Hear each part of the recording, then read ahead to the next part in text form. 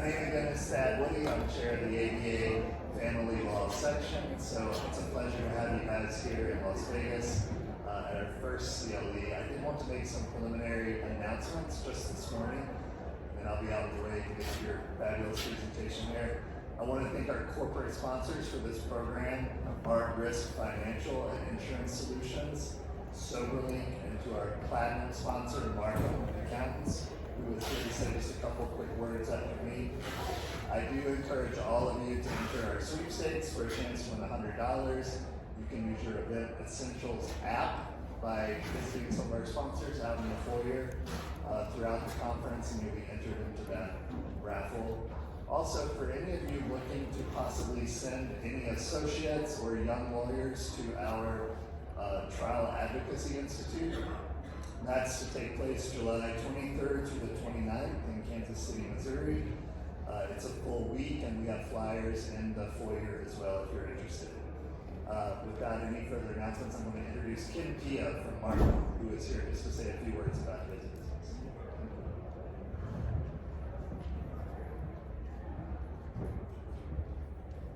Good morning, everybody. Thank you, Thad. It's always a pleasure and a privilege to be here. We very much enjoy this. We've devoted our contributions to the ABA. We've been doing it for years. We plan on continuing doing it. A little bit about Markham. We're basically an international accounting firm with 4,000 people. My group is 180 people. It's a valuation forensic litigation services group. I lead our national matrimonial practice, and I lead our national valuation practice. We do all things matrimonial, from forensic accounting, psychoproperty tracing, lifestyle analysis, valuation of basically any type of business. Our 180 people, they're very deep, very talented. What I will say about Markham, and we have more information, we have a booth set up. My assistant Michelle, who's down there taking pictures, will be there. We'll be there periodically as well. We have lots more information if you want it. We are very involved in our professions, meaning the American Society of Appraisers, the American Institute of Certified Public Accountants. We are involved in the thought leadership of those professions and what we do, so we're very active in that regard. It's really a focus for us in the matrimonial space. We do have a national matrimonial practice, and we have cases across the country. One of the things that we do bring to the table, out of the 180 people, I would say roughly at least 40 to 50% of those individuals have testified or have negotiated in mediations where we present a valuation conclusion or a separate property tracing conclusion, and we're there to assist in the settlement process, which we are very effective at. It's something that we add significant value to cases because we're able to work with the opposing expert if we're allowed to, or the mediator as the case may be, or serve as the mediator, which I've done a number of times, and all of those cases have been successfully brought to resolution. So it's something that we are very proud of. It's not just that we can go into court and testify and present our conclusions to a judge. We also are very effective at getting cases resolved. So with that, I will say good luck and enjoy the conference, enjoy this great presentation, and stop by the booth if you need any more information. Thank you so much.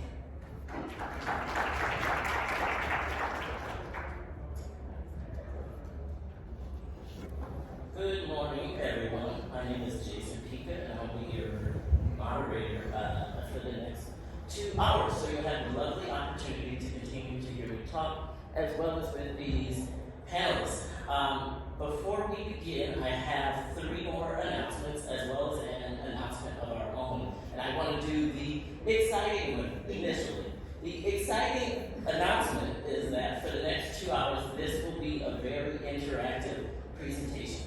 So, I know everyone here is relatively busy. You might be answering some emails. I totally get it. I actually have a 2.5 hour pre-trial conference in a couple hours via Zoom, like we're talking about today. Sometimes you have to take a break. I'm often not the best at it. We'll also be relatively vulnerable with all of you as well. Some of the questions that we may ask you might be personally challenging, and I want to offer to you now that you do not have to participate. Okay? Next, all licensed attorneys, including us, as well as the moderator at the BI, you must sign in. Do you know where Danielle is? If you go out through the cafeteria there is a desk right behind the bathroom. There are 3 booklets there. Sign in. And also, if you're from New York, you also must sign out. You will also be getting in your email a link to complete an affidavit after the conference. This must be completed within 10 days of the end of the conference. Lastly, and then we're going to hit the ground off running here, is that you will also have the opportunity to evaluate us. And that email will also come directly to you right after this program. Okay? Thank you.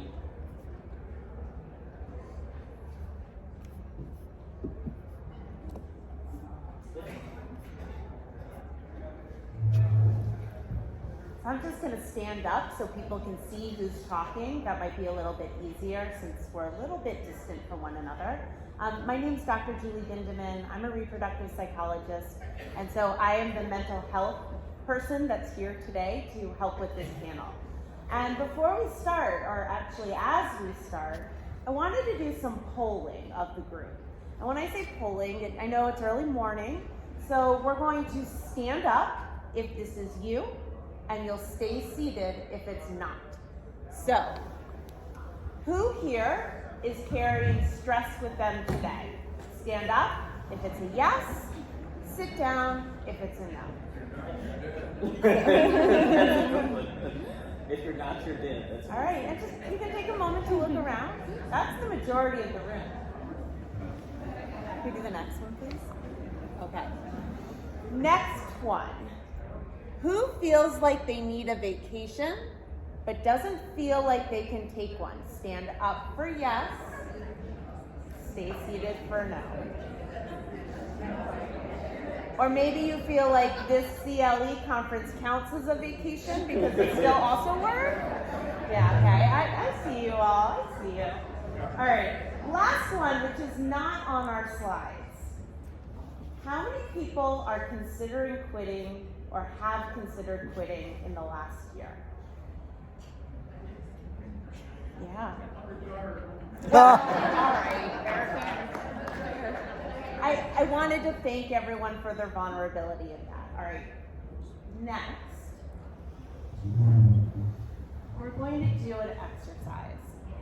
And I think what's really useful is we always talk about how do you take breaks, and this idea of going on vacation is wonderful, and I know the reality of it. I mean, I have 3 kids at home. I have a full practice, a group practice that I run.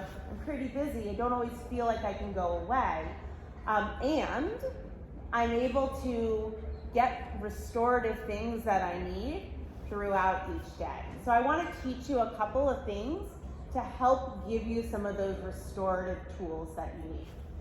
The first one, and I'm going to request, because you actually don't need your computers for it, there's nothing you're going to see on the screen, okay? So I'm going to request that if you're able to put your laptops down. All right, no one's having a heart attack yet? I know the screens are down. You can do it. All right.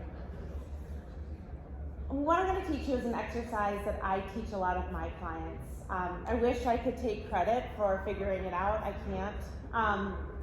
But it's called square breathing. So pop quiz here. How many sides does a square have? Show me with your fingers. 4, right. Not a trick question. Excellent. Anyone who did not answer 4, I think you were out a little late last night. So 4 sides of the square, which means that there's going to be 4 parts of this exercise. The first part is an inhalation. The second part is a hold. The third part is an exhalation. And And then the fourth part is a reminder that we're going to do the preceding 3 a total of 4 times. So how we're going to do it is I'm going to ask you all 2 questions. You are welcome to close your eyes as we do this. You're welcome not to, whatever feels comfortable for each individual. So I'm going to start out, I'm going to explain what we're going to do, then we're going to do it, okay? I'm going to start off by asking you 2 questions.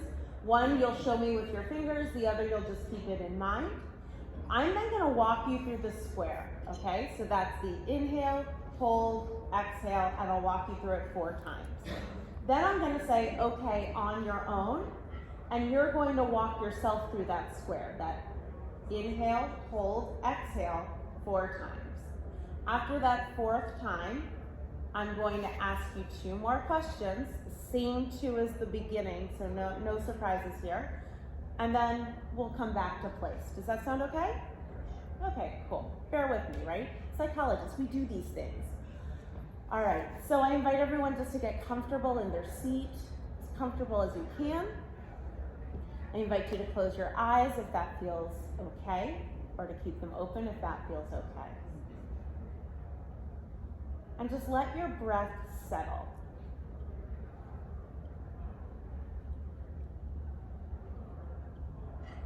And as you're letting your breath settle, notice where the intake of breath is coming from. So for some people, they notice that breath in, it comes from the nose. For some people, it's sort of more in the throat. For some, it's in the upper chest. And for others, it's in the lower abdomen. Now, there's no right or wrong. This is just something to notice. And for each of us, it might be different. Now, I want you to think about how stressed you are right now. On the scale of 0 to 10, where 0 is calm as a cucumber, and 10 is wanting to jump out of your skin. So if you can show me with your fingers on that scale, 0 to 10, where do people fall right now? Okay, great. So continue to be comfortable. We're going to take 2 more breaths, and then we're going to start the square.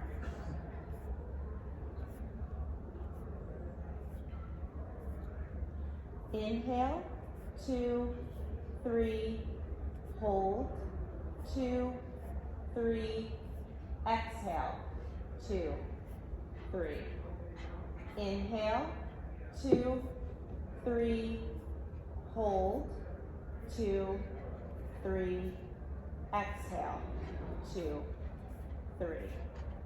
Inhale, 2, 3, hold, 2, 3, exhale, 2, 3. Inhale, 2, 3, hold, 2, 3, exhale, 2, 3. On your own.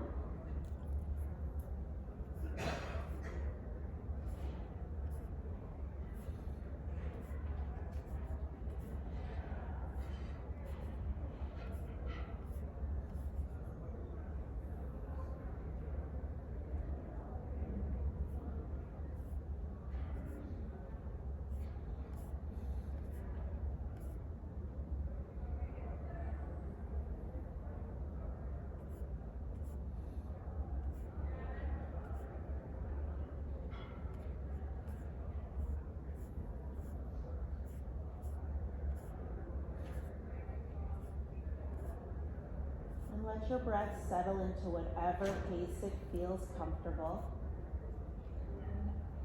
And notice again where your breath originates from. Perhaps your nose, your throat, your upper chest, your lower abdomen.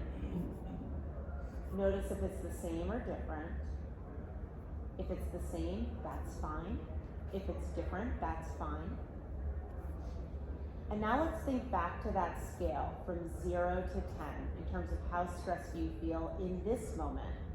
And show me again with your fingers where you are right now. All right, excellent. So again, notice the chair you're sitting on. becoming aware, if your eyes are closed, of the sounds of the room, opening your eyes when you feel ready, and coming back together. So the majority of the time, what we are doing just then is we are engaging something called our parasympathetic nervous system. Our sympathetic nervous system helps us to get into that fight, flight, or freeze mode, and our parasympathetic helps to zero us back down. And majority of you, when you checked in that second time, your numbers were different, right? Even if they went down 1 or 2 notches, that's what we want. So I offer that to you as one of the gifts that I shall be giving you today. Thank you all for participating. Before we move on to our next panelist, we also do want to invite, and if you have any questions at all, at any time, please ask. This is not the presentation where we want you to hold all of your questions for 2 hours and then we ask them then. So if at any time you have any questions for any of us, please ask. Thank you. Great.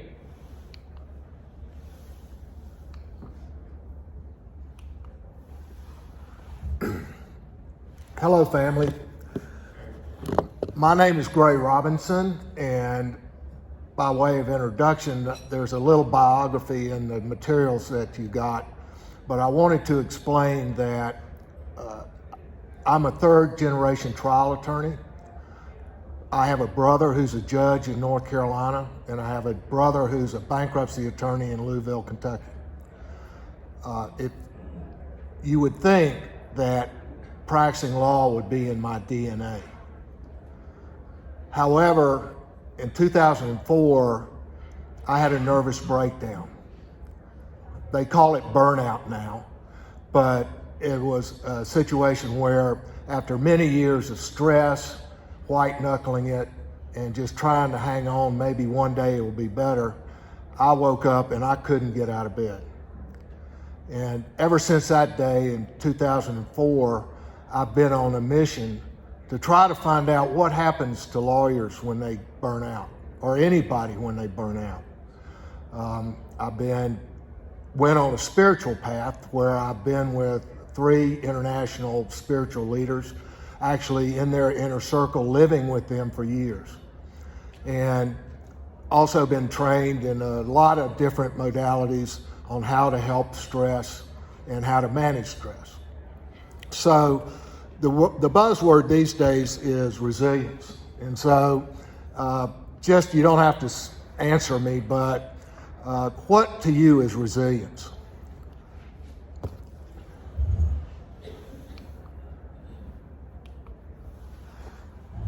We all know practicing law is a stressful endeavor. It's challenging. Sometimes we don't get what we want. Sometimes we have to suffer negative emotions because our clients don't get what they want, and so they blame us for that result. But we have to find a way to deal with these negative emotions and deal with this stress, or we are going to suffer the consequences. And the consequences is burnout. Now, let me ask you, does anybody here know of anybody that quit because they couldn't take it anymore? And for you that are considering doing something else, I suspect that you know what I experienced when I experienced burnout. I know your pain. So what can we do to help with this problem? What can we do to stop the stress from destroying our lives? So one thing we can do is we can laugh. So I want you to sing along with me. If you're happy and you know it, overthink. If you're happy and you know it, overthink. If you're happy and you know it, give your brain a chance to blow it. If you're happy and you know it, overthink. That is one of the easiest ways to deal with stress is get a sense of humor, because it gives you a sense of perspective, and it also causes your brain to create endorphins and melatonin and serotonin and oxytocin, all the yummy hormones and enzymes that make us feel good. So here is a technical definition of burnout, which basically means your body shuts down. Now I want to amplify a little bit on what Julie was talking about with the parasympathetic nervous system. We have an autonomic nervous system, which is basically that part of the brain that runs our body without us having to think about it. We don't have to think to breathe. We don't have to think to digest. All the things that we do to survive that we don't have to engage our frontal cortex to do is what is known as autonomic nervous system. The autonomic nervous system has two parts. One is what Julie mentioned as the sympathetic nervous system, and the second one is the parasympathetic nervous system. The sympathetic nervous system is that part of our brain that is ancient, it's reptilian. It's what we had when we were reptiles millions of years ago. That's why they call it the reptilian brain. So that is the fight or flight. That is where, when we're presented with any kind of stimulus that we think endangers us, we have an instant and unconscious reaction to that. We can't stop it by thinking about it. The parasympathetic is that part of the brain that we developed hundreds of thousands of years ago when we went from reptiles to mammals. And that is the part which is rest, which is digestion, which is contemplative, and we can enjoy what we're doing. The sympathetic nervous system triggers adrenaline and cortisol, which are good for the short term, not so good for the long term. And the parasympathetic will trigger the amygdala and the hippocampus to secrete the good stuff, the melatonin, serotonin, oxytocin, that makes us feel good. So we want to engage the parasympathetic as much as possible, because the sympathetic is what causes burnout. We're not designed to be at DEFCON 5 for very long, because it wears us out and it makes us sick. We lose sleep. We'll get into the symptoms of burnout in a minute, but I just want you to understand that when you are feeling tired, you can't sleep, you're stressed out, that's your sympathetic nervous system doing what it's designed to do, which is to keep you safe. It's a survival mechanism. And when we feel threatened, that's what turns on.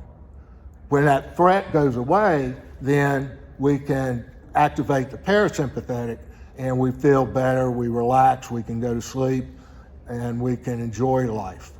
So all of this is stuff that is done autonomically.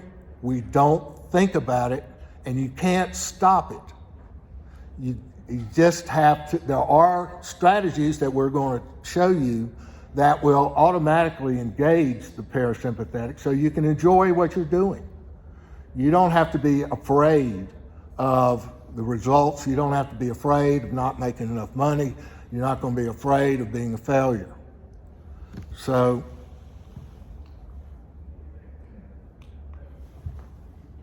there are certain stages that you will encounter as you're going through burnout, and it's in your materials, so I'm not going to spend a lot of time reading the screen to you.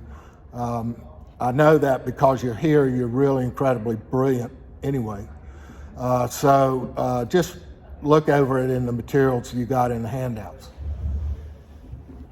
I'm sure, just as a survey, how many of you have actually experienced any one of these three?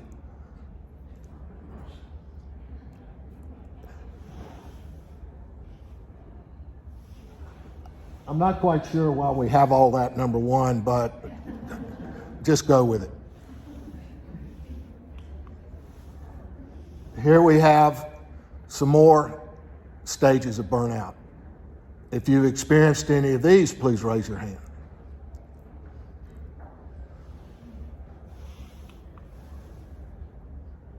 This is where it gets troublesome. When you start isolating, when your family and friends start to become concerned about your behavior, and you start wondering whether or not you're in the right profession.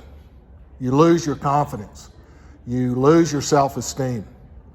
Now, I want to stress the fact that this is an autonomic progression, that you may be experiencing this and not know why you're doing this. This is your body doing what it was designed to do.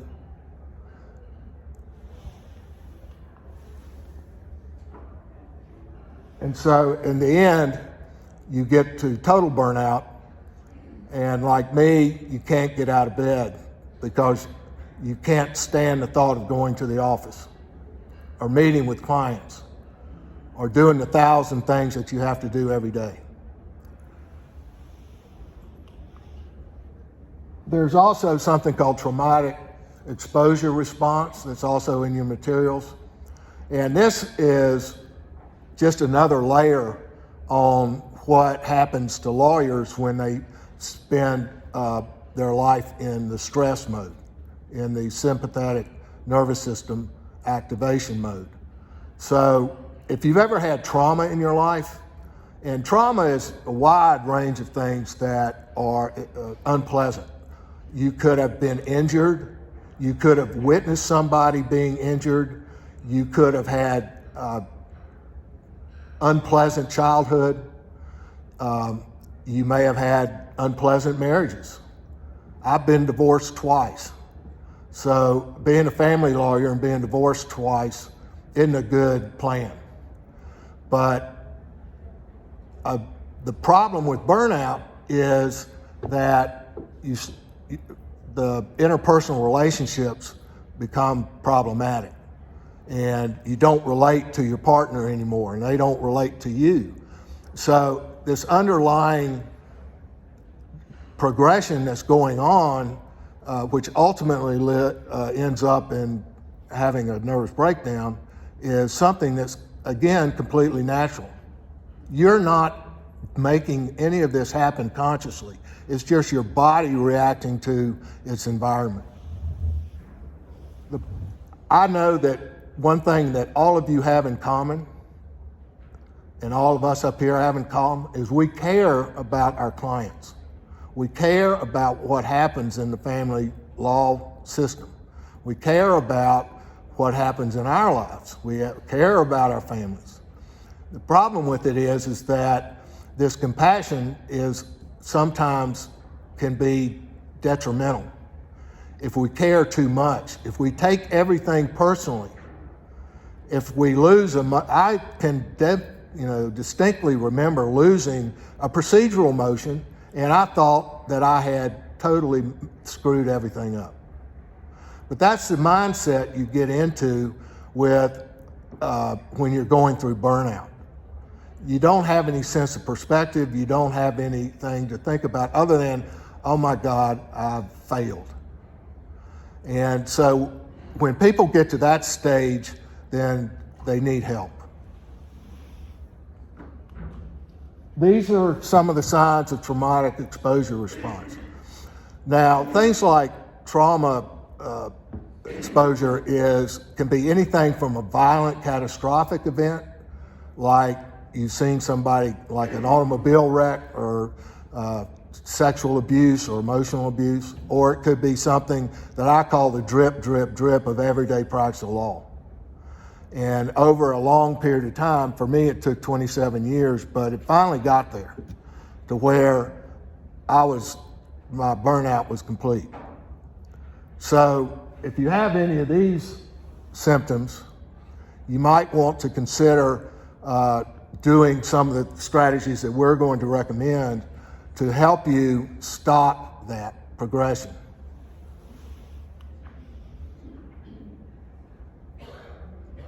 And you can see these are all in your materials. That's a little bit about me. That's my company, Lawyer Lifeline. I help lawyers who have reached the end of their rope and to get them back from the edge and teach them how to have fun and enjoy their law practice. Thank you, Greg. Oh, that was the hypo. Okay. Thank you, Greg. Before we move on to more interaction with each other, I want to take a moment to figure out who you will be interacting with. So, if you could please raise your hand if you're in the legal aid community. Legal aid, okay, fantastic. What about private practice? Okay, keep your hands held, hold them high. Okay, lower your hand if you're in an office with less than 5 attorneys. Keep your hand raised if you're in an office with more than 10. More than 20? More than 30? Okay, so I want you to take a moment and look around the room. We have attorneys in here from all variations of a divorce, from legal aid to large offices. My office is 16, 18 attorneys. And just take a moment before you begin interacting to think about the place where whomever you're interacting with might be coming from. For example, if you're at legal aid, right, you might have, I was just having this conversation yesterday. If you're at legal aid, you might be interacting with a lot of orders of protection, right? If you're at a larger office, the billable hour rates. Mine is $1,800 per year. They're talking about moving it up, right? That extra level, along with the type of clientele that we interact with, right? That's all. That all impacts us every single day. Lastly, before that, because I want to open up this opportunity, and I'm actually going to stand it up as well. I want to open up this opportunity by leading by example. When we talk about being vulnerable, right, and why we do this, Greg mentioned not too long ago that clearly all of us in this room, we care, or in other words, we give a damn about people, right? That's why we continue to do this every day. Because this level of work is toxic. So think about why you continue to come back every day. And let me tell you why I do. So my parents divorced when I was about 1. They did not know each other. They were married for maybe a year and a half. And within that time period, they had 2 children. So I divorced when I was about 1, maybe a little bit younger. Their custody litigation, I kid you not, you can look it up because it's all their custody litigation lasts 18 years. I'm not kidding. It went on, for a couple of years, and then there would be a year of, okay, we're tired of doing this, we don't have any money to fight anymore, and then we'll start up again. Every court order, if there are any judges in the room, can you raise your hand? No? Well, for all of the attorneys, every motion that you file on behalf of a child, I was on the other end of it. My dad, growing up, bad alcoholic, severe alcoholic. He was on a sober limit for the majority of his parenting time. I was on the other end of a forensic eval. We had 2 of those growing up because that's how much we didn't know each other. In addition to that, I want to add another layer to that. My mom, for the first 12 years of my life, did not know that she had bipolar. So I often tell people I grew up with not one, not two, not three, but 4 parents.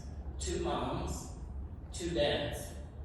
Manic, right?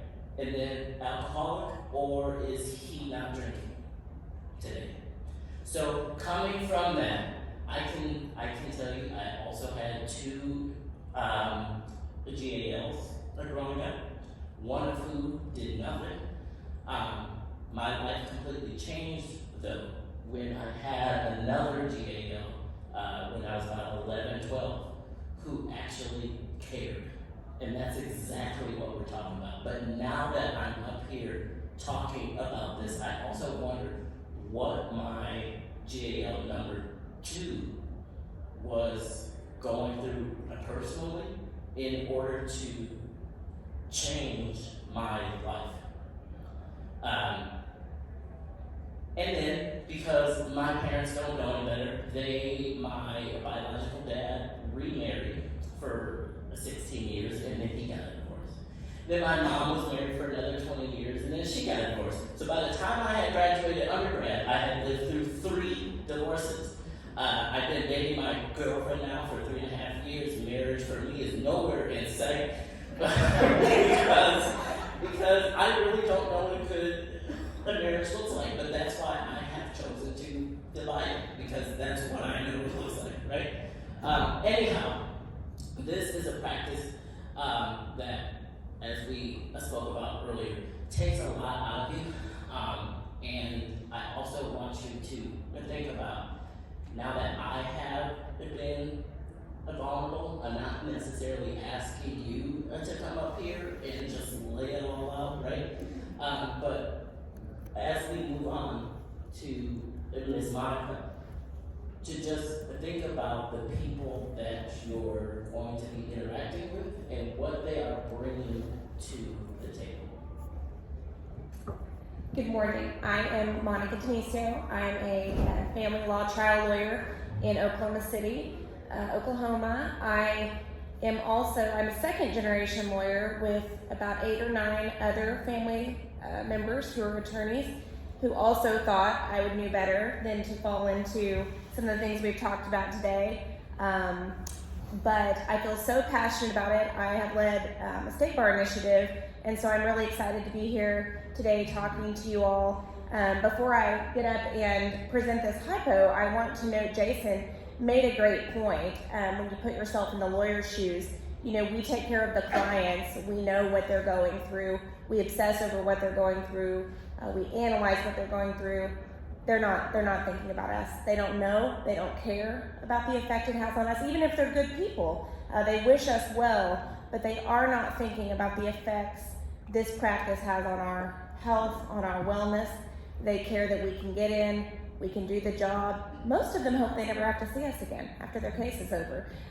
Realistically, that is not the reality for most of my clients with children. And so the hypos today that I have designed are not all encompassing. They are meant to generally address some of what we see. I've used what I hope are general enough names. If you know anyone with the name in the hypo, it was not intentional.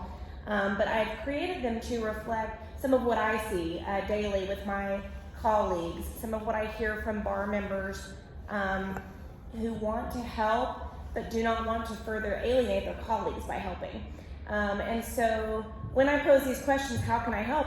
I want your real answers. I want to know, how can we help? How can we help our colleagues in a way that's meaningful and lasting so that we continue to have people who want to invest in what I still believe is a wonderful, wonderful practice. So I'm gonna stand up as well because I can't read backwards. A lot of skills, but I can't read backwards. So this is the first hypothetical. James is a solo practitioner with a strong reputation in the community for his legal skills. He has tried hundreds of cases and has a large clientele in a metropolitan area. In the past year, James' consumption of alcohol has increased, with his colleagues noticing he is becoming not just tipsy, but extremely inebriated at bar association and other local functions. To everyone's knowledge, James' clients have not been affected, but at least one colleague reports that James has confided he cannot end his day without a couple of drinks, which he states he deserves because so few things in his life make him feel so happy. What steps should be considered by those wishing to intervene before James harms himself or his career? I know that nobody wants to be the first to hop in, but my hope is that if any of you have had this experience or know someone who has, you might have some ideas. So I will welcome anyone to input on what they think the first or second or third step should be.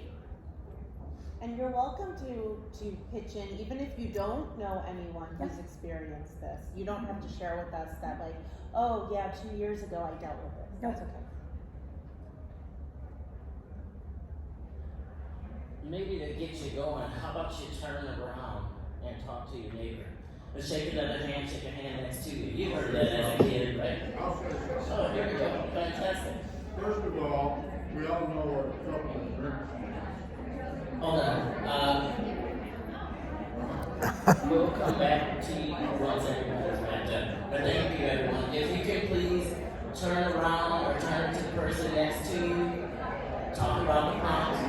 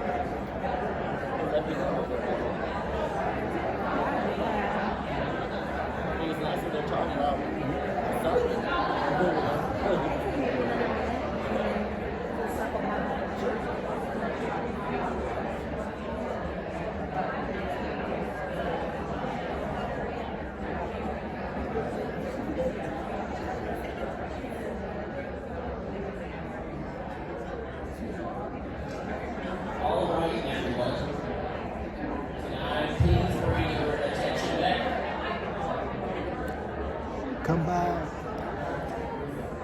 Who knew lawyers like to talk? This is fantastic. Thank you all for participating. May we bring it back to Monica? Thank you. Okay, and so now that we've had a chance to speak about it, and I'm going to start with this gentleman here in the purple because he was brave enough to stand up and actually let me answer the question. I want your insight with Julie's clarification, whatever ideas that you have. Well, first of all, a couple of drinks is not a couple of drinks. You know, when a cop stops you and say, how many drinks you had? Well, it's a couple. It's a lot more than that. So, first of all, he's lying. He's not just having a couple of drinks. The first thing that I would do would probably be to talk to a couple of colleagues and see if they have seen an impact in his practice in concrete ways. And then I would get together with them and maybe visit the Lawyers and Judges Assistance Committee and ask for assistance on how to get something done, because he's obviously in denial and needs some additional professional pressure brought about to get him right. Great. And just by show of hands, how many of your state bar associations have a pretty active intervention type committee designed for helping attorneys with substance abuse or mental health issues? Great. Okay.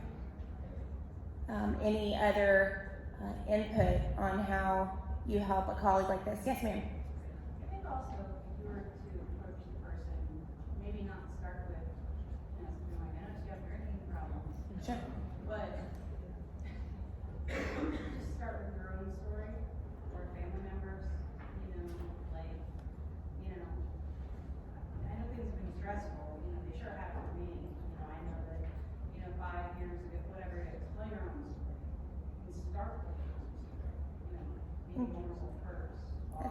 That's a great point. feel comfortable that they can also. Everybody likes to think we all like to think we're powerful and vulnerable. It's not true, but leading with that. Yeah, I think the relatability is really important. My husband and I have been married a while, and he always says, I would never let you skip seeing your lawyer friends because there's something about when you all get together that only you all understand. And so I think that's a really good point that you just made, you know, starting with this isn't a you problem. This is something all of us are dealing with that, hey, I think maybe we have more to talk about. I think you could use some help. Yes? Could you do a little summary of what people are saying? Because we at the back Yes. here, we could not read the comments. Absolutely, I'm sorry. So here up front, the point was made that even when we're hearing someone is relying on a couple of drinks, it's probably not just a couple of drinks. The problem may be larger, and so the idea, I think, is to start with talking to your colleagues who are not at issue about how you can help the colleague who is having these problems, and then going to your state bar's intervention committee. I think we all call them something different. In Oklahoma, I know it's our Lawyers Helping Lawyers program, and many have those. And then what this woman was saying was that one way to approach someone that you suspect has a substance abuse issue is beginning with the stresses you are encountering, and a way to relate to them by saying they are not alone. Even though we all feel really powerful and capable of handling our problems, it's really important to know that we all need some help, and we're all experiencing the same basis of stress and burnout that leads to substance abuse and mental health problems. Okay. Can I say? Of course. I have a mathematical equation for this. It's resilience equals gratitude plus family and friends. We are hardwired in our DNA to, when we became mammals and started socializing, we require connection. If we isolate ourselves, that's a sign of mental disease, because it is contrary to our programming. Albert Einstein says you can't fix a problem with the same thinking that created it. And what that means is, how have we handled this in the past? When we see somebody going downhill, normally people who aren't intimate friendship with that person would mind their own business. That's just the way we are. The problem is that that's how we got to where we are today. And you're going to hear some statistics that are frightening in a minute. So I commend the lawyer up here who's had a plan and said, first of all, I'd get with some friends and talk and find out what they know. And then if it is a problem, we'll go to resources that can help this fella. Because I can tell you, if it started with a drink now and then, and now he's drinking every night, that is a sure sign of substance abuse. And it will continue to get worse until he has a driving incident or he's brought to the bar on an ethical violation. So if we are going to change this trend of more and more and more attorneys burning out, or more and more attorneys becoming addicted, we need to get involved. And I've said welcome family for a reason, and that we are family. And we do have a responsibility to each other to help the people that are obviously needing help but are afraid to ask for it. So just remember, even if it's just saying something to the attorney, hey, I notice you're drinking a lot lately, tell me about it. Ask him about it and get the conversation going, because that may be all he needs to seek help. Okay. We have one more hypothetical before we move back into some of the data. This is number 2, and you guys will remember from the first hypo, James was a solo practitioner. Lou is the founding and senior partner of a mid-sized firm, wherein attorneys practice criminal and family law. In addition to his 2 children, he employs 12 other attorneys of varying degrees of experience. Recently, Lou has missed 2 important pretrial deadlines and at least 1 important client meeting. He has blamed these mistakes on staff and other attorneys, even when it is clear that accurate docketing was done on his calendar. Lou's wife of 35 years also reports he has not come home at the normal time, once or twice in the last few weeks, showing up hours late with no reason or information about where he was. How can his family and friends help Lou? And so the difference in this hypothetical, different size firm, family members working within the firm, this becomes a little bit more of a sensitive issue, a more senior attorney. And so I'm going to open again. Do you want to give some time to discuss, Jason, and give a minute or 2 to discuss, and then we'll open the floor for input.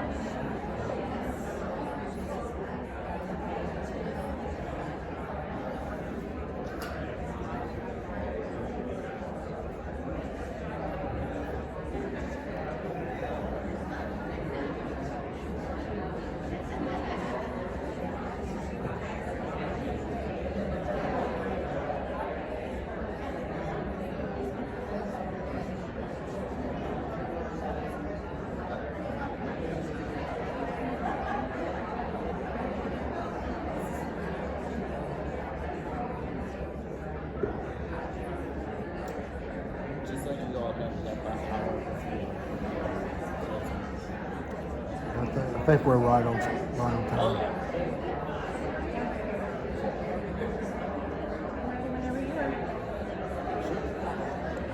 Bring them back. Can we circle back, please? Thank you. Okay, so we're going to open the floor once again just for some initial suggestions on how you would approach this particular situation to try to find out what's going on. Yes, ma'am. So his family and the firm can help him by asking him what else they can do to support his work, his calendaring, or maybe even audit the files and cases that they have to ensure that they don't have too many. Because ultimately everything falls on him. You can't blame the paralegal, you can't blame the firm, you don't get to blame the calendar.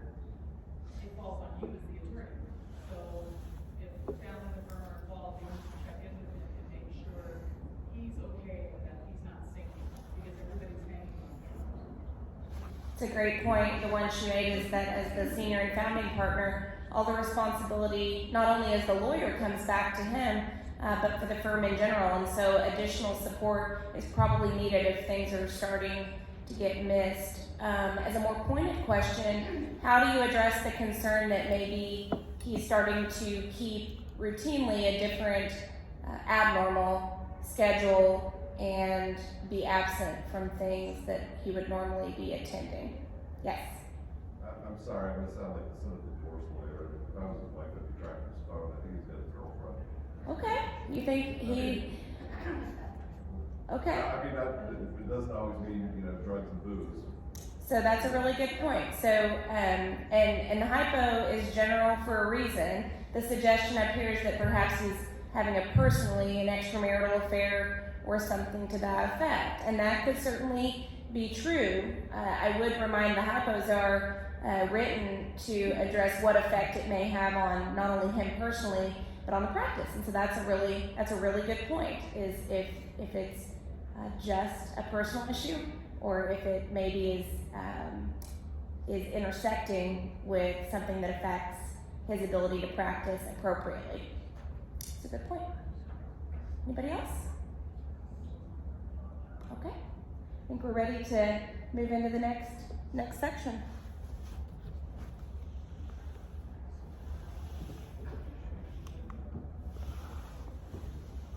One of the things that I've noticed in my training and research is that the very thing that makes lawyers good lawyers is also the thing that makes them burn out. And it's kind of ironic that because we care so much and because we want to do a good job and because we want to be effective, then we do everything that is inappropriate to a healthy mindset and a healthy emotional state. One of the things that I've noticed is a lot of lawyers, myself included, come into the practice of law with some pre-programmed mindsets that cause problems later on. One of them probably is the perfectionist syndrome, where we set the bar so high that it's not realistic. We forget that we're human beings, and we forget that we don't know everything all the time, all at the same time. So we need to give ourselves some grace and realize what we're doing to make the problem worse, like expecting unrealistic results. I expected to win 100% every time. And when I didn't get 100%, I felt like it was my fault. I should have won that motion. I should have won that trial. I should have won that appeal. And the problem with it is that we're representing human beings, and we're representing people who aren't perfect. And sometimes people just disagree with our opinion. Unfortunately, some of those people are judges.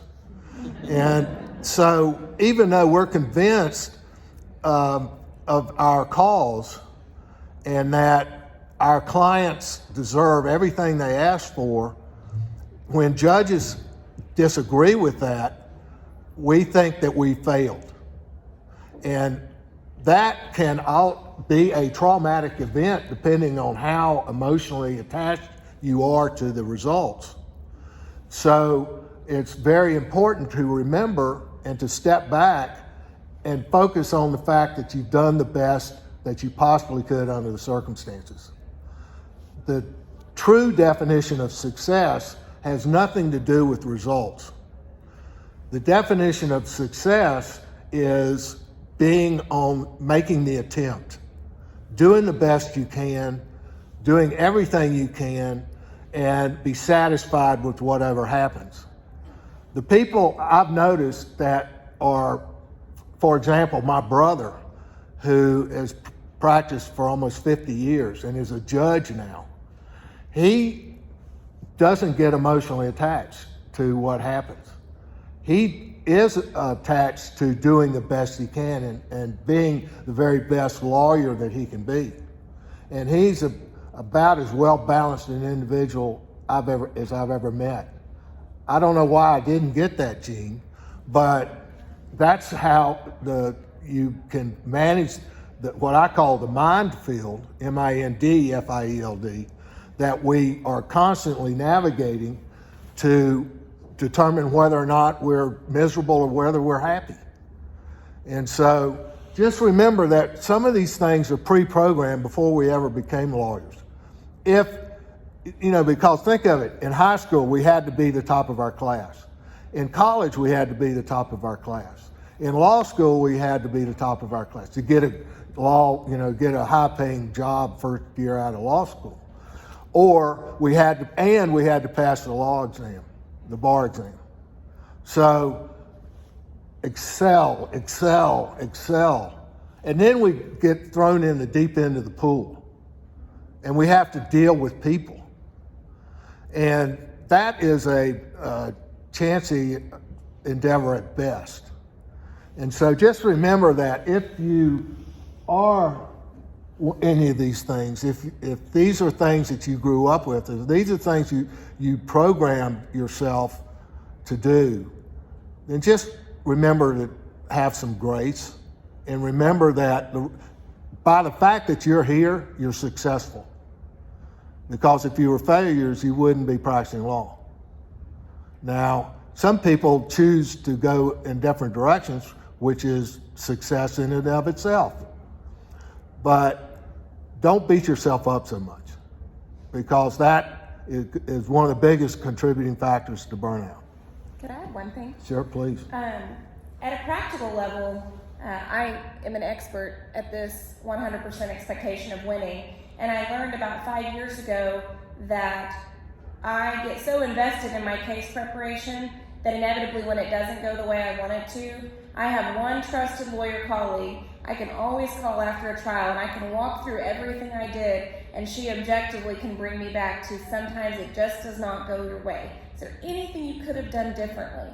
No, I don't think there's anything I could have done differently. Okay. And so if you are a person like that and your own objective checklist isn't working, it actually is very, very effective to have that colleague that will let you walk through the steps of the trial and the trial preparation and remind you, we would all love to only take winning cases, but somebody has to lose, unfortunately. And in this job, in family law, wins and losses are very gray. And so I would just encourage you, if you have any of those trusted people, to utilize them and to be that person for them as well. And before we move on to the next hypo, going off of perfectionism, how many of you just can't turn it off? For example, your lawyer brain, has anyone ever told you, hey, you're not in the office anymore, can you not talk to me like that? Right? So I'm wondering, Dr. Julie, can you talk a little bit about why it's necessary to be able to turn it off? Oh, absolutely. And I am a child of 2 lawyers, so yeah, so I'm a psychologist, not a lawyer. I learned in my junior year of high school that things needed to be different. So I really get this idea of lawyer brain. We would talk about lawyer voice in my house. There was lawyer voice and not only lawyer brain. So I resonated with this. I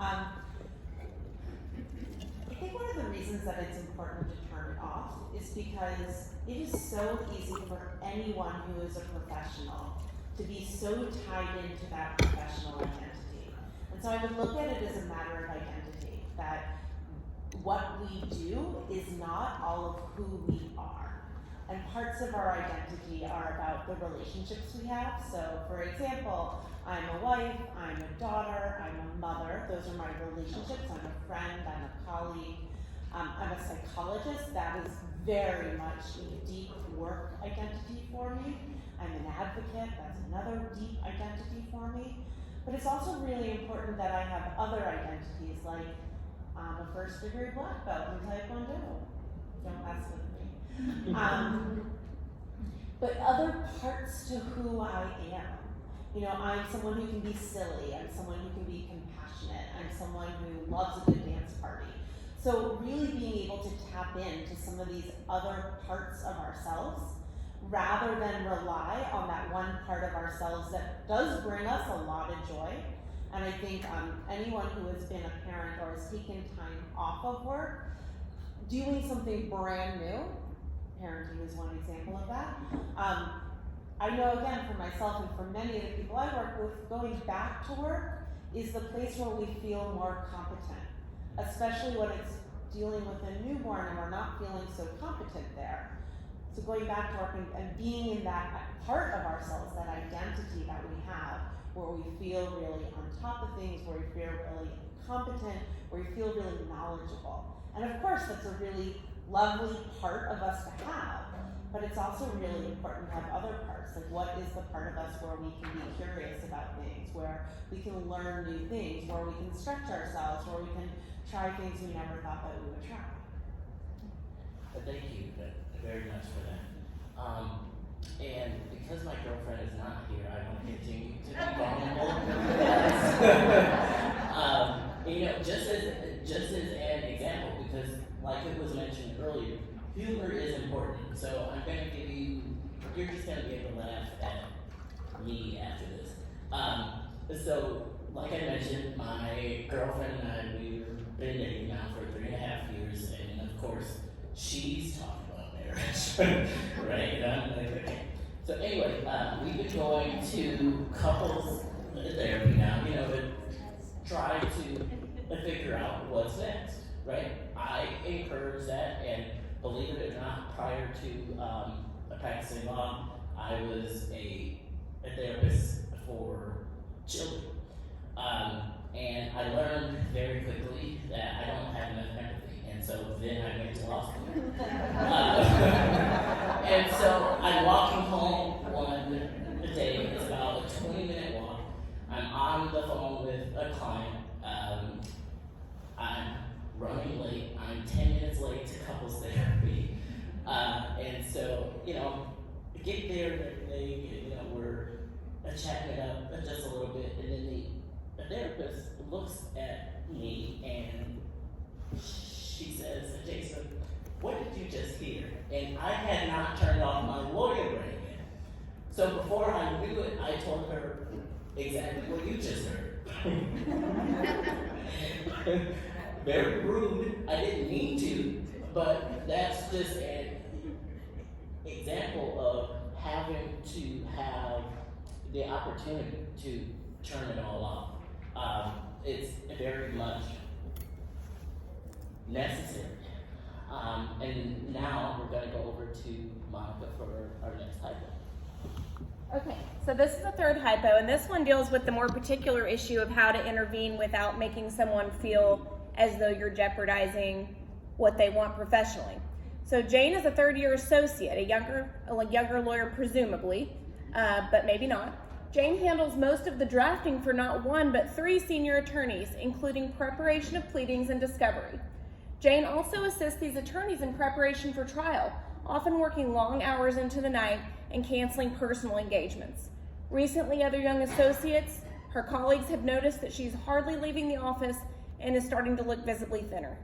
She's often short with others, has withdrawn from all social invitations in the last few months, and at least one associate has heard Jane engaged in derogatory self-talk when she believed no one was listening. Sarah, a colleague of Jane, is very concerned but worries about intervening without jeopardizing Jane's career goal of becoming a partner. Is Jane experiencing the normal stress of a young attorney, or is she experiencing burnout? I think probably we'll just take a minute or two to discuss, and then we'll open it up again.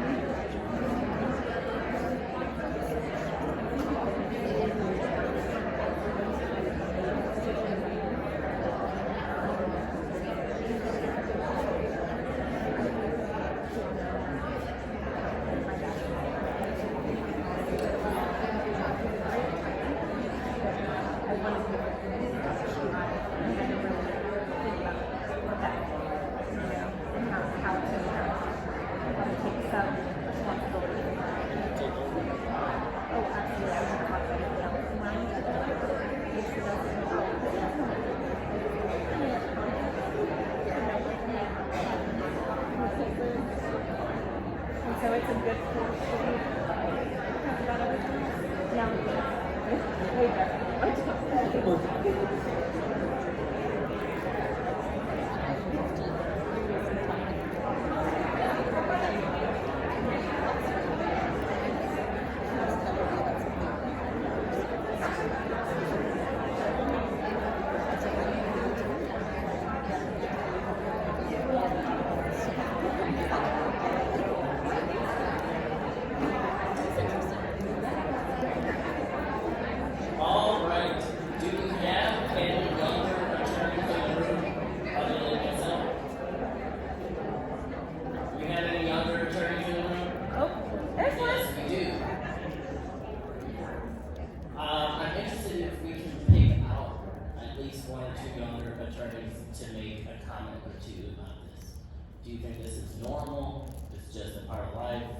something you have to go through.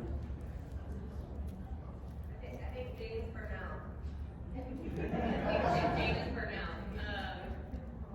Yeah, I mean, I think one of the main things that struck me is, and to be honest, I work for a firm that truly the partners are very warm and kind and Break up.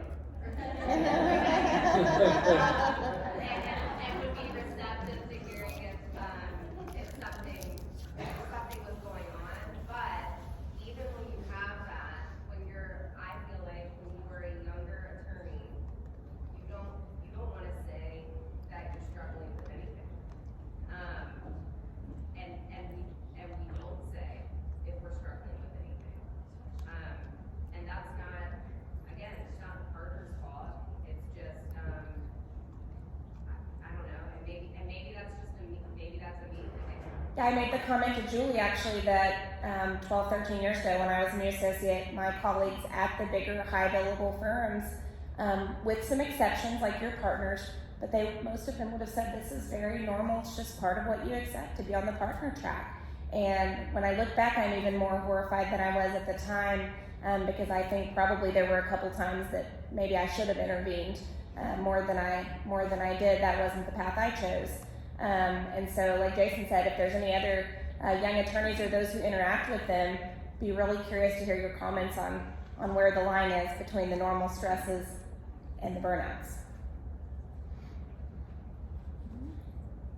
Anyone else? Well, I just have an interesting observation, not being a lawyer, that so much about what I know of the culture of law is about the high stress, is about that high performance, is about the high visibility. And so it seems like there needs to be some culture change, which is what we're starting to do here today, but to really start thinking about what else can it be? Why does it have to be those things? You know, people created law, and so people created the culture of law, and therefore people can change that. And I also want to add another layer here. Now that there are attorneys out there now who are primarily practicing, in mediation, collaborative law, that looks a little bit different than, for example, I know there are some true litigators in this room. That's totally different, right? And being a younger attorney, I'm gonna chime in here. Particularly being at a larger divorce office, and the owners of my firm are very well known for being trial attorneys. So we litigate a lot. The amount of additional time that goes into that, the amount of weekends, the amount of overnights, unfortunately, and Greg will be mentioning this later on, but unfortunately I have the best paralegal I think ever. She keeps me on my toes, she lets me know when I'm wrong, and she has on occasion been up with me at 2 a.m. working, but honestly, that's part of the problem too, right? But again, as a younger attorney, I will throw it out there. While I am up here, I'm also going to be vulnerable with all of you and let you know that I'm not perfect either, right? I want to meet or go over my 1,800 hours, billable hours, right? Most of the time I'm in the office. When I do go in to the office, I'm probably there from about 9 to maybe 7:30, 8 o'clock. And then I probably come home, I have a quick dinner, maybe watch an episode or whatever, and then I'm working again, right? It's a problem. Well, I want to just elaborate on what Jason just said. I've had attorneys send their paralegals to me to work with, because not only attorneys get burnt out, your paralegals, your secretaries, your support staff, they're subject to the same stressors that you are. And they don't, oftentimes they don't even get the recognition or the money that the lawyers get, so they don't get the payoff. But the thing to remember is that this can affect everybody. And the one thing that I would just notice about this hypothetical is the mental health aspects of it. That when you see people, their physical health changes, that their mental health changes because she's engaging in negative self-talk, those are all red flags of burnout and stress. So the best thing we can do for each other is to notice this stuff. And if it appears that they're struggling, go to them and see what you can do to help. And I know that they're going to say, oh, nothing's wrong, I enjoy what I'm doing. That's usually what they say before they have their nervous breakdown. So if you're seeing people's health being adversely affected, then that's pretty close to the end. I think this next section is perfect transition to you. Okay, there's some physical things that you should be aware of in the burnout process. When the sympathetic nervous system is engaged, it usually is involved with fight or flight. You perceive a threat, and so your body responds. And again, this is not anything you're thinking about, it does it automatically. So, you have an adverse ruling.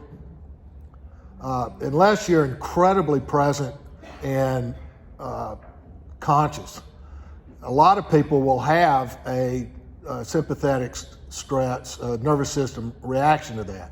And you'll pump out cortisol, you'll pump out adrenaline, and a lot of people actually become addicted to that. Does anybody experience a thrill, a rush, when you win a big case or you've lost a big case? And it's addicting, isn't it? I mean, it's really thrilling. Your sympathetic nervous system pump these chemicals into your body to make you run faster, jump higher, even though there's no physical threat. I mean, this is what kept us alive. This is why we're here and other branches of the mammals aren't, is that we were able to run away faster than, it's like that joke about the fact I don't have to be faster than a lion, I just have to be faster than you. And so that's how we've evolved. And when we get into these cortisol cycles, the physical body will respond to that, and you have these symptoms that your immunity system's compromised, you're sick more often or longer, you get tired, you don't sleep, you're depressed, and I think that people can be depressed for situational reasons. I had a therapist tell me one time that he was glad that I was depressed, because if I wasn't depressed, I'd be a psychopath. So sometimes that's a good thing to get depressed. But, if bad things are happening, that's our internal survival system kicking in. But, so be aware of these things. And if you notice your colleagues suffering, this is just kind of ties into what Jane was experiencing, because she was running on adrenaline and cortisol. If you're working that hard and that long, then you can only do that with immense amounts of adrenaline and cortisol in your system. You gain weight, you lose weight, you have high blood pressure. All these things are red flags. Then there are those of us who live on the stress addiction. It's thrilling, it's exciting, it makes us feel alive. You know, we love to be preparing for 4 trials at a time. We love working our support staff into a frothy lather. We want to experience the thrill of so many things, having so many plates in the air. The thing that we don't notice is what it's doing to our body and our psyches. And the problem with it is that even though you're enjoying the moment, over a long period of time, this is very, very unhealthy. Okay, here's the good part. You have to ask yourself why you're a lawyer. What brought you to this arena in the first place? Was it just, have a serious talk with yourself, because even though you can try to lie to yourself, it usually doesn't work. Did you do it just for the money? Did you do it for the recognition? Did you do it because what was in my case, 3 third generations, it was expected of you to be a lawyer. And even if you wanted to do something else, you weren't given that choice. You had to be a lawyer. So you just kind of grin and bear it. That was, I think, one of the biggest stressors in my life is I didn't really, even though I was very good at it, I was AV rated, I was making a ton of money, I didn't want to be a lawyer. I wanted to be actually a child psychologist. But the problem is that if you're not in it for what you can do for your clients, if you're not in it for the compassion and the empathy part, then you may be struggling a bit with the stress of it. Greg, before you continue, Greg just mentioned, and I want to use this as an example. Greg just mentioned having a talk about why you're doing this, right? We mentioned that earlier. And you can laugh. How did I get into this? 18 years worth of hell and trauma, right? That's why. And going off that, Dr. Julie, can you talk about, because I know I'm not the only one, can you talk a little bit about vicarious trauma? So there's lots of different ways that our body can accumulate trauma. And I think a lot of times we think about trauma as these really big events that can happen to us. But oftentimes trauma can be accumulated. So that might be within relationships that we have, such as an unhealthy parent, and we learn a certain way of being, or we learn the best ways to protect ourselves within that environment.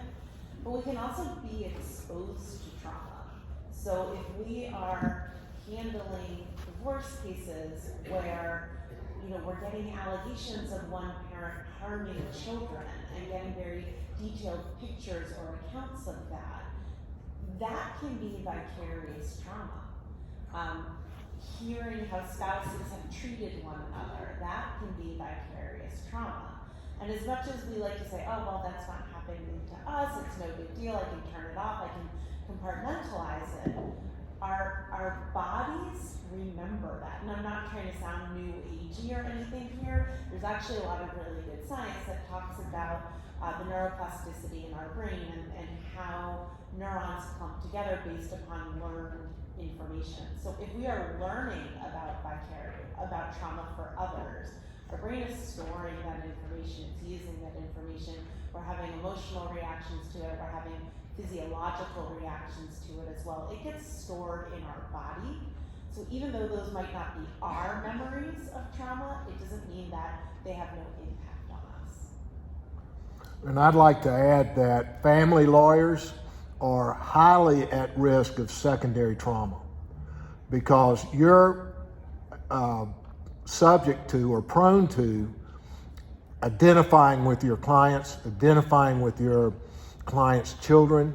And so the bad things that happen to them, especially if domestic violence is involved, you are living their experience. And you actually identify with it and take it in as your own subconsciously.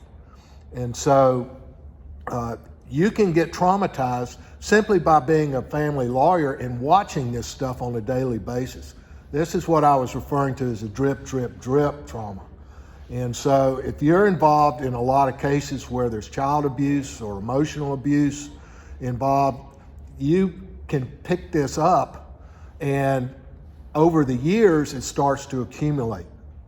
And it's not one thing, it's just years of little by little by little.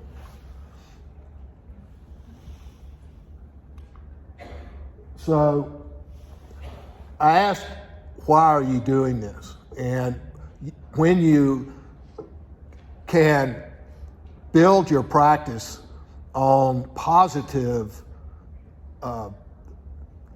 reasons, motivations, it's much easier to deal with the stress. You have to ask yourself, what do I need? What is it that I'm not getting that I need to survive this? And you go out and take responsibility for your own mental and emotional health. If you're not physically well, then go do something about it. I know that a lot of lawyers, if they're working 100 hours a week, their health is probably suffering. You're not getting enough sleep at the very least, and you're probably not eating. You're eating a lot correctly. You're not paying attention to nutrition. And so what can you do about it? Well, first of all, you need to, I'm a big believer in getting blood tests to see where your hormones are, to see what level your blood levels are in various things, especially cholesterol, cortisol, all the markers of, if you have high cortisol levels in your body, that's a red flag that you need to do something about that. So you can do some of the things like we've been talking about, breathe, you can meditate, you can get in with your family and friends, your support group, I call it your posse, to support you, because you're no different than any celebrity, or you may be a celebrity. The things that you need support in all areas of life. Find friends, colleagues who are somebody you can be vulnerable with, somebody that you can share your problems with, and find out maybe they've got it like Monica's friend who debriefs her on trials that she is confused about. That is hugely helpful in dealing with and coming back from the edge where you're really confused, really stressed, and which our body is not designed to take. And the thing is it's a matter of emotional maturity. And if any of you have looked into emotional maturity or read any books about emotional maturity, that has a big part to play in burnout, because people who burn out are usually have very low self-esteem. They have very low interpersonal skills. They are not comfortable talking about their problems with other people. And that is something that you might want to look into. Now, here is something that I'm a big believer in. Now, I was talking earlier about the sympathetic and parasympathetic systems. We have a nerve in our body which basically evolved when we went from being reptiles into mammals and into mammals with social behavior. The polyvagal system is actually the vagus nerve that runs from the cranial nerves down your spine to all of your organs, both north of your diaphragm and south of your diaphragm. And I won't get too deep into this because I could talk for days about this, but this is what we were doing when you were doing your box breathing. That activates your vagus nerve, and the importance of activating the vagus nerve is it's kind of reverse engineering on deactivating your sympathetic nervous system, the fight or flight. So if you're stressed, the best thing you can do is actually do polyvagal exercises in order to activate your vagus nerve, which will calm you down. It will lower your blood pressure. It will lower your heart rate very quickly. It's amazing how well this works. And I'll give you an example right now that you can experience for yourself how this works. I want you to think of the most stressful situation in your life right now.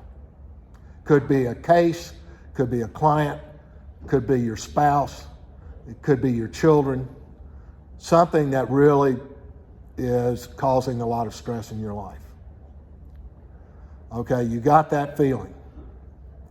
Now I want you to sit up straight.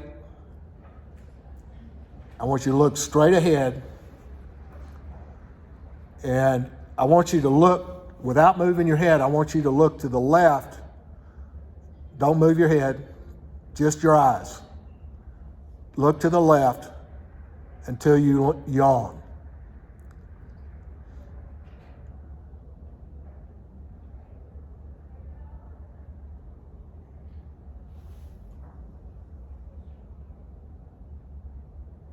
This can take anywhere from 30 to 60 seconds.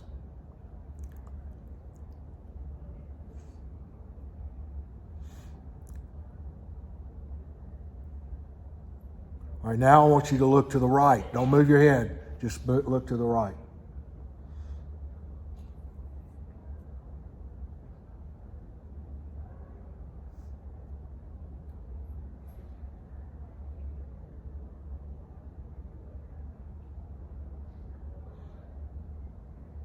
Okay. How many people feel more relaxed? All right, a few of you. Some of you are maybe holding on to the stress feeling. But if you do that, you will engage your vagus nerve, which engages your parasympathetic nervous system, which relaxes you, which brings down your blood pressure, brings down your heart rate. And there are a number of different exercises that you can do. I would recommend that if you're interested in this sort of thing, the psychiatrist that's been most well known for this area is called Dr. Stephen Porges, who has written a number of books on the polyvagal theory, and it's kind of grown into an industry on the different exercises you can do to engage your vagus nerve and to, they call it, regulate your positive emotions. So you can go from being depressed and stressed to happy and relaxed. There's a gentleman there with a question. Well, just briefly, why does looking right for a minute engage your vagus nerve? Because we have a very complex structure of nerves in your face that regulate your facial muscles. And one of the parts of the evolution of a social animal is that we pick up cues from the people around us based on the activation of our facial muscles. If you're frowning, it's a sign that you're danger. If you're smiling, it's a sign that you're friendly. And again, this is all subconscious. We're not aware of this. This is just part of our defense mechanisms. And so when we engage our eyeballs, especially around the eyes, it activates the facial nerves, which are tied into C7, cranial nerve, which goes back to your spinal cord and vagus nerve. So basically it's a cascade effect that causes your vagus nerve to be activated. There are more dynamic exercises you can do if that's a little too subtle for you, but the point is to do something that disconnects you from whatever is causing your stress. And because the parasympathetic system is how we should be most of the time. And we pick up, have you ever noticed when somebody that's upset or mad comes into the room, you can feel it almost immediately? That's our observation of people's face, which cues us into danger, danger, Will Robinson. There's somebody in this room that's very unhappy, and so our red flags go off. And it could be even more subtle cues. It could be totally subconscious. But for their body language or whatever else is telling us that they're upset. And that's how we've been able to survive, by being able to recognize the dangers as they come in our proximity. Conversely, when somebody's happy, the life of the party, you know, their body language and their face is all lit up, they're smiling, they're laughing, we gravitate towards those people because we want to be close. We want some of that yummy emotional stuff that they're putting off. And so, and if you ever thought about it, when you walk into a courtroom, how many people are smiling? So, The person who just got child support. yeah. I mean, I would like to see this incorporated in everybody's daily routine because it helps regulate those emotional, especially negative emotions that we suffer every day. If we spent, just like the Muslims who pray 5 times a day, there's a reason that they do that, because it allows them to enjoy a connection with God 5 times a day. I would love to reframe something for people here. So I hear so many times people talk about the good feelings and the bad feelings. Feelings are feelings. There are no good ones or no bad ones. There are ones that are easier to experience. There are ones that are more difficult to experience. But all feelings serve as cues.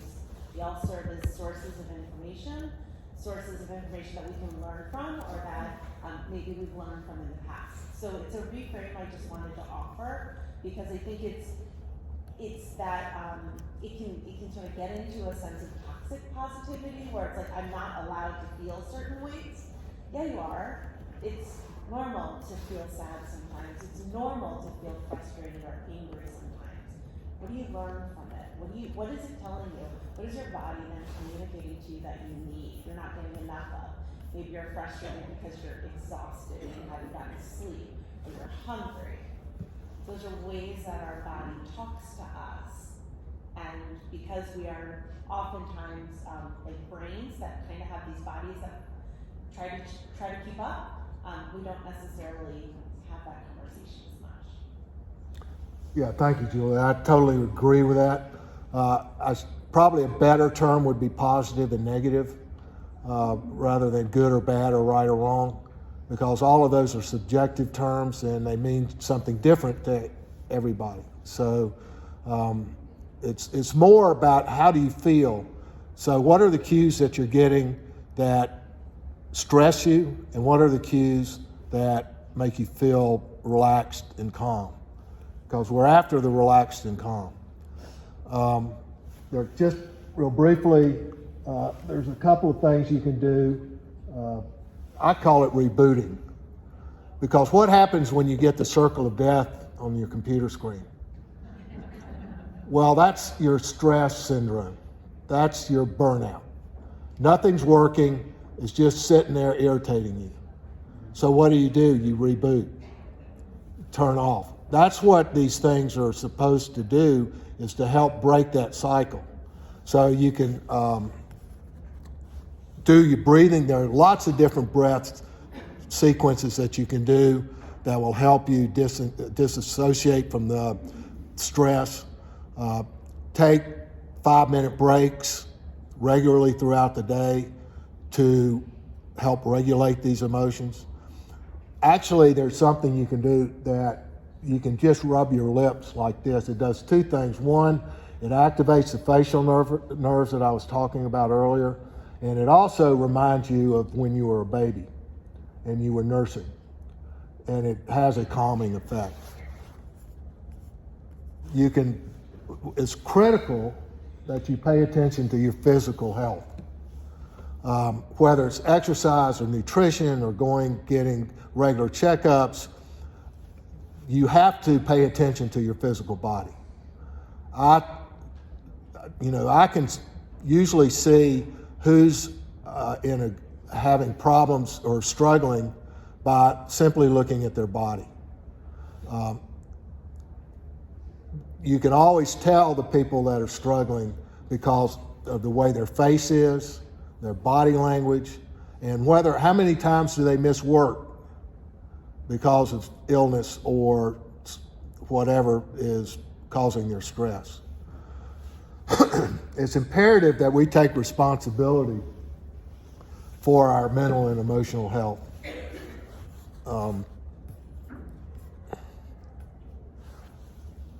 Be realistic on how much you can accomplish in a day. I think that goals are very important, both as from an organizational standpoint, but don't try to do too many things at once. That's for people. That's how people get locked into the cortisol and adrenaline cycle, is because they try to get too much done in a day, and they end up not doing any of them. Get a sense of humor. One tip I would give you is when you're overwhelmed and there's large portions of your life is unmanageable and out of your control, just pick 3 small things that you can accomplish during the day. Take little baby steps and start doing these things that you can accomplish, and make yourself start building your self-esteem, your self-confidence, and will go a long way with dealing with chronic stress. Find one happy thought every day. It could be an affirmation, could be a mantra, whatever you want to call it, but one thought that makes you smile. It could be a joke. It could be a quote that you just read that inspires you. What you focus on is what becomes your reality. And if you focus on not losing, that your brain doesn't recognize not. All you're really doing is focusing on losing. Focus on the good you're doing to people, for people. Focus on the fact that you're making a living. It may not be the living that you want, but you're making one. There are all kinds of things, positive thoughts that you can focus on, and just ignore the rest of it. Okay, so this is our last hypothetical of the day, and this one centers around getting ahead of problems rather than fixing them when they're full blown. So you and your paralegal, hypothetically, have been together for 12 years. Your practice is focused exclusively in family law, and your cases are often high in conflict over custody, visitation, and monetary issues. Recently, your paralegal has complained of trouble sleeping and extreme sadness over client matters and is distracted from her family, and you identify with these feelings. Both of you have often attributed to being tired. However, you've recently taken some time to become educated about stress disorders. How can you make a proactive plan to address mental health within the office and prioritize well-being for both of you? And it may be both of you, or it may be many of you. I have a small office, and so I'm going to give everyone a chance to input, but I'll tell you that my law partner and I, we have 3 lawyers in the office. I, and an of-counsel attorney, which happens to be my dad. And before we formed the firm, we put a lot of thought into this. Kim, our paralegal, is so crucial to our business, and she's effective and she's invested, and she also has a family, and she is the point of contact for our clients. And so some of the things we have done really intentionally are we have her set a certain amount of time off at the beginning of the year. Not using it is not really an option. We don't care what she does with it, but we make sure she takes it and gets that time. And we have lunch together every day, 20 minutes. We all step away from our desk unless we're in trial or something major is happening. We have routine staffing. We rely on her to tell us, are you overwhelmed? Is there too much on your plate? Do we need some supplemental help? We try to stay informed about, insofar as it's appropriate, if she has personal things going on outside the office, we try to make some exceptions so that when she can go deal with those, she feels more equipped. And those are things that we would all want someone to do for us if we were in her position. It makes her a better employee, and it builds trust and confidence in the office. And so I'll give you guys a minute or two to talk, and then I want to know how you believe you can prioritize health and well-being, not only for yourselves, but for those who work for you.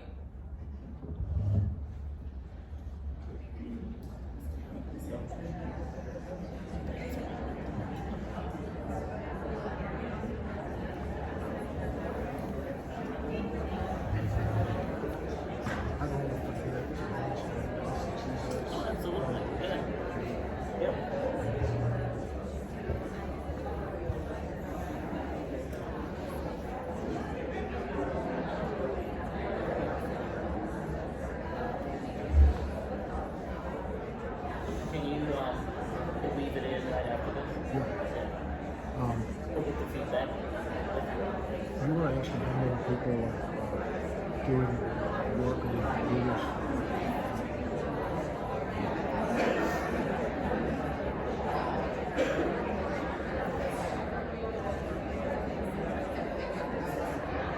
I mean, don't say that. I just see a lot of people that are working on the computers and they're probably not understanding what they're saying.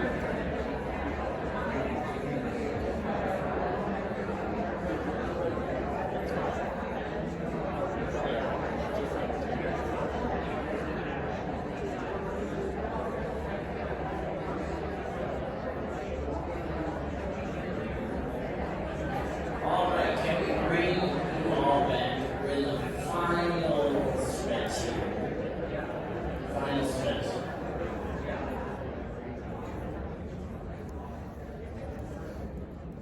All right, who has the first very best tip to prioritize the well-being in your office?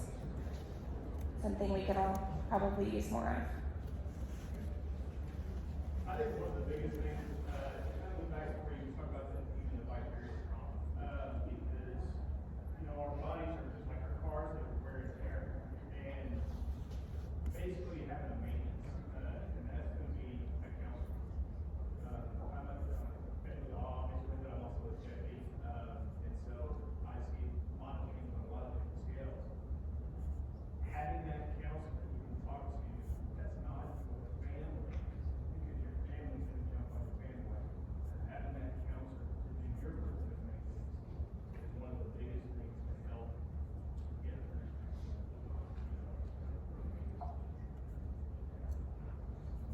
It's really good. So having a counselor available, probably for the lawyers and staff who are working on your case is really, really smart. Anybody else?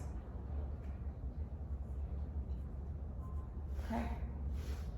That just brings up a comment that I have is that, I mean, hopefully our relatives and immediate family members, if they were going through the challenges, we would likely recommend that they get help. But if you really think about it, we're with our colleagues, paralegals, the legal assistants, attorneys, more than we are with people that we live with.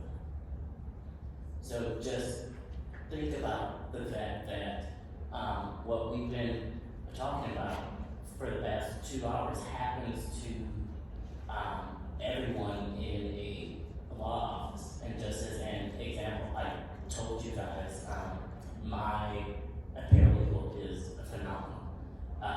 She works as hard as the attorneys do. Where to the point where I've had to tell her, you don't need to work at your kid's basketball game. Literally filing motions for me at her kid's basketball game. I mean, hey, I wanted it filed, awesome, but it could have waited until after her kid's basketball game or the next morning, right? This happens to paralegals often. And with that, we're going to invite Dr. Julie up to do our last activity. These are really pretty pictures, right? I think all of us would love to be in one of these kinds of places. So before we get into the activity, I wanted to teach you something. It's called tapping. The idea behind it is that it engages both your both hemispheres of your brain. So it's engaging in what's called bilateral stimulation. And the idea behind it will do slow tapping. And so when we do slow tapping, that helps our brain to mark something as this is important or this is useful information. So there's lots of different ways to do tapping. I invite you all to try out a couple different ones. First thing what you can do is, cross your thumbs like this, almost like you're flying. Put that to your chest, and then slowly, one at a time, move your, just tap with your right and your left hand. That's one way. I know for me, that doesn't feel really comfortable, so I just cross my arms like this, and it could be high, it can be low. Again, play around. And I just try slowly tapping. again, see whatever's comfortable for you. It might be that, oh yeah, that doesn't feel comfortable. If you have a lap, you don't have to cross your arms then, you can just tap on your lap really slowly. So just let me give you like 30 seconds to play around so you can figure out which feels most comfortable for you. There's no one right answer. And again, the idea is these are all gonna be slow taps. Okay, so no speeding like that. That does something else for us. That's not what I wanna give you right now. Okay, so when I give you the directive of tap that in, however it felt comfortable for you to tap, that's what you're gonna do. You can have eyes open or closed, and you'll just tap really slowly till you hear me say something different, okay? So I want everyone, again, eyes open or closed, whatever feels comfortable for you. But I want you to imagine a place. You can have been there before. It can be a place you've seen a photograph of, a place you've seen in a TV show or a movie. It can be a place you know really well. It can be a place that you plan to go to or aspirationally would love to be there. It can be a place from your past. It doesn't have to be exotic. But I want you to think in your mind of that place. And when you're in that place in your mind, you're there by yourself. There's no one else around. It's just you. And notice, what do you see?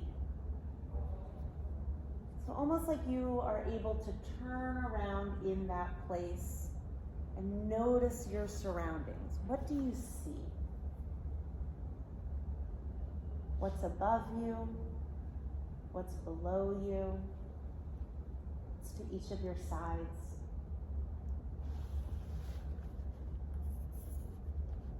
And now, notice what you hear in this place. And maybe all that you're hearing is quiet. Maybe you're hearing nature sounds. Maybe you're hearing other animals or mechanical sounds. Just notice what you're hearing.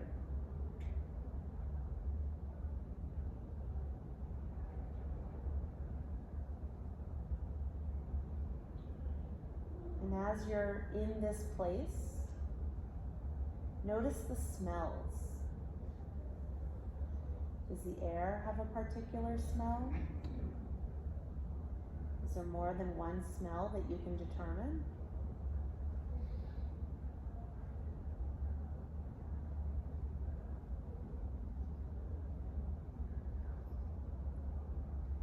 Maybe start exploring the place with your hands.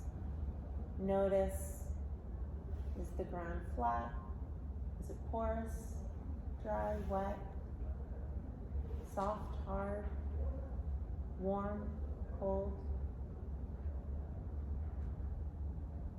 So notice what you might feel using that sense of touch.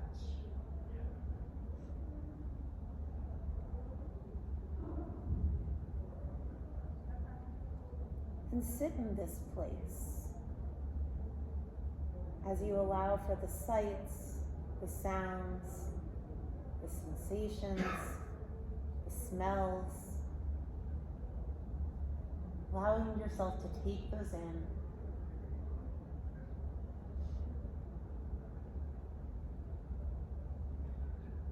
And if you're in a place that feels really good, maybe you've noticed your breathing slows. Maybe you're noticing like you're there. What I would invite you to do if this feels good is to start tapping that in. Nice and slow.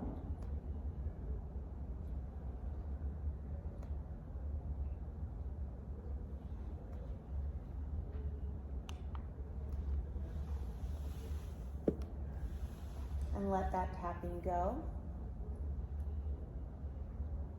And I want want each of you to think of a name or a word for this place that you've just created.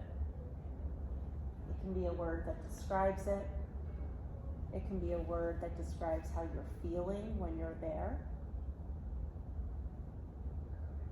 And once you have that word, tap that in as you think of the place.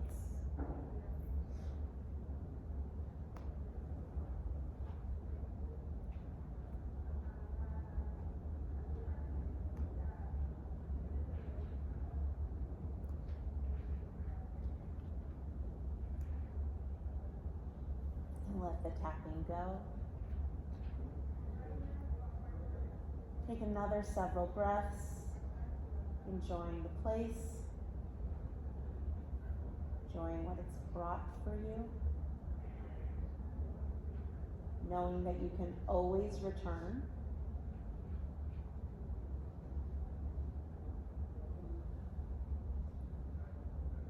And start noticing the chair that you're sitting on and the temperature of the room that we're in together. Noticing the sound of my voice. And if your eyes are closed, I invite you to open them at whatever pace feels right to you. So that's an exercise that's called Calm Place. Go figure, right? And the nice thing about it is we now all have a cue word where if you go and you're busy, just remember that word and remember that place. And within a couple of moments, you'll notice your breathing starts to slow down. You'll notice the smells. You'll notice the sounds again. Because what we just did together was we gave your brain some really useful adaptive information to learn. So it now has a spot to go back to. So with that, before we wrap up, I wanted to give you a great opportunity. Yeah, very quickly, if you want to come up here and take a photo of this, it's not in your materials, but it's something that we discovered right before we came here. The first is I've done a guided meditation that deals specifically with stress. I've been told it's really good, but I'll let y'all be the judge of that. The second thing is that we all probably are aware of the ABA Hazleton study back in 2016 that raised all the alarms about lawyers' health and well-being. Massachusetts bar just did a survey. Is anybody here from Massachusetts? Okay, well, I'll say whatever I want then. The study was startling. They surveyed 4,500 practicing lawyers in the state of Massachusetts. 77% of them said they were burned out.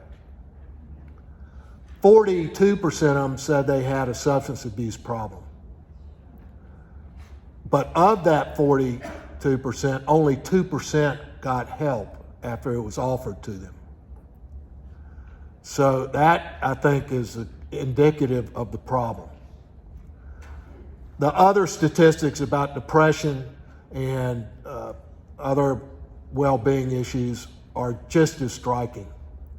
So I think that whatever was accomplished with all of the programs that came out after 2016 about well-being, I think COVID took care of that.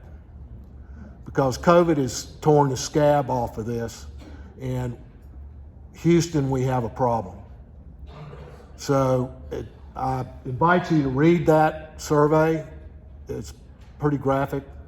And if you get stressed out, listen to my meditation. Well, with that, it's clear that we all have a problem that we need to resolve, and given that we're in Vegas, we can go resolve it over a cocktail. But as we learned, right, we might want to pick up a water bottle. So I would like to take the opportunity to thank all of our panelists